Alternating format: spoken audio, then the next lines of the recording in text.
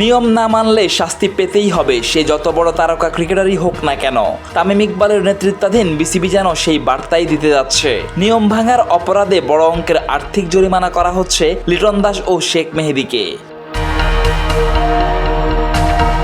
বিসিবির অনুমতি না নিয়ে চীন সফর লিটনের। শেখ মেহেদী ভেঙেছেন আরও বড় নিয়ম। চুক্তিবদ্ধ ক্রিকেটার হয়ে টিম ম্যানেজমেন্টের সমালোচনা করেছেন প্রকাশ্যে। শৃঙ্খলা ইস্যুতে কড়া অবস্থানে থাকা বিসিবি দুজনকেই তলব করেছে।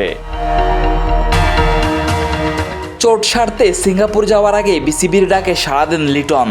আর বুধবার জিম্বাবুয়ে থেকে দেশে ফিরে বিকেলেই বিসিবিতে নিজের জবাব দিতে হয়েছে শেখ মেহেদীকে। জানা গেছে দুজনকেই কড়া সতর্কবার্তা দেওয়ার পাশাপাশি আর্থিক জরিমানার প্রস্তাব দিয়েছে শৃঙ্খলা কমিটি, যেখানে লিটনের চাইতে শেখ মেহেদীর জন্য অঙ্কটা বেশি রাখতে বলা হয়েছে।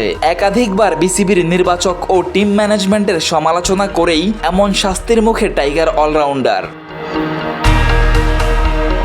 সব ছাপিয়ে শৃঙ্খলা ভঙ্গের দায়ে যে পথে হেঁটেছে বিসিবি, যে কড়া অবস্থান দেখিয়েছে দেশের ক্রিকেট নিয়ন্ত্রক সংস্থা, তাতে বাকি ক্রিকেটারদের জন্য এটা বড় এক বার্তা, যার প্রশংসা পেতেই পারে তামিম ইকবালের বিসিবি।